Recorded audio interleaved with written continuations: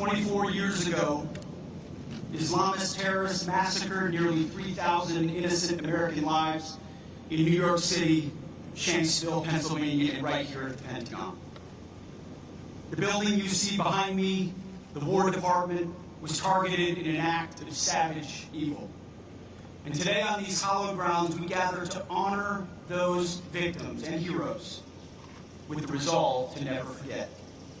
We gather to pay tribute to the first responders who charged into the flames and up the stairs, to those trapped on planes fighting their final fight, and to the families whose lives were forever altered by that fateful day. Like everyone in this audience, I remember exactly where I was when that first tower was struck.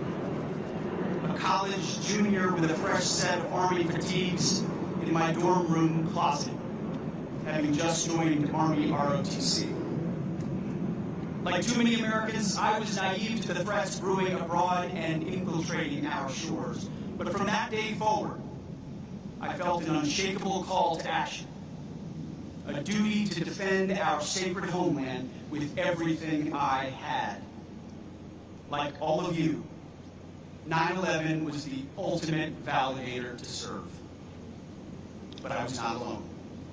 An entire generation of warriors stepped forward, willing to pay the ultimate price to exact retribution and secure our country. Forged in the crucibles of Afghanistan and Iraq, we stood watch in distant lands on dangerous missions, often, in retrospect, nebulous missions, all to secure our people and so we could live in peace. War is an enduring aspect of the human condition, a tool that, when wielded wisely, ruthlessly punishes enemies intent on terrorizing or subjugating our nation. War must not become a mere tool for global social work, eager to risk American blood and treasure for utopian fever dreams. We should hit hard, wreak vengeance, and return home.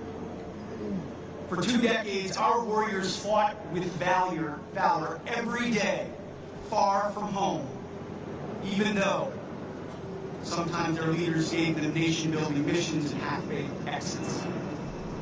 Thankfully today, we have an American military that President Trump has now rebuilt twice. Yet despite the weight of history, the Department of War will always honor the service of our warriors and all they left behind, never straying from the warrior ethos they and those on 9/11 embodied and deserve. We best honor their memory and the memory of 9/11 by learning the correct lessons of that day and the decades of courage that followed. Full hearts, clear eyes. To every member of our War Department, past and present, you are the best, the real elite, the real 1% of this nation. Standing here today, we honor those 184 rings of the bell, souls lost at the Pentagon and on Flight 77. Even as first responders were grossly outnumbered by the wounded, many ran toward the chaos, cared for the injured, and comforted the dying. It was bedlam. But in that moment, American heroism was laid bare. That purpose, that spirit lives on in uniform today. Despite such tragedies, our republic endured. It endured that day. It endured on Flight 93, charging that cockpit and at the Pentagon. It endured over those Islamists. It endured over 2 decades of war, and it endured stronger, wiser, and tougher, forged by the blood and courage of patriots. Our job now is to ensure that future generations inherit a strong and vigilant America. 9/11 is vivid for me and all of you, but it will soon live only in the history books for our youngest. We must teach our children that the price of freedom we love is eternal vigilance. Instill in them the importance of upholding America's Constitution, holding tight to our freedom and our faith, and relentlessly pursuing our enemies. Prepare them to defend this nation by the ballot, the wallet, and when necessary, the cloth of our country, because the world remains a viper's nest. It requires us. As I speak, hostile elements plot to curb our power and slaughter our people in our homeland, in our hemisphere, and halfway around the globe. Not everyone needs to wear a uniform, but some of us do.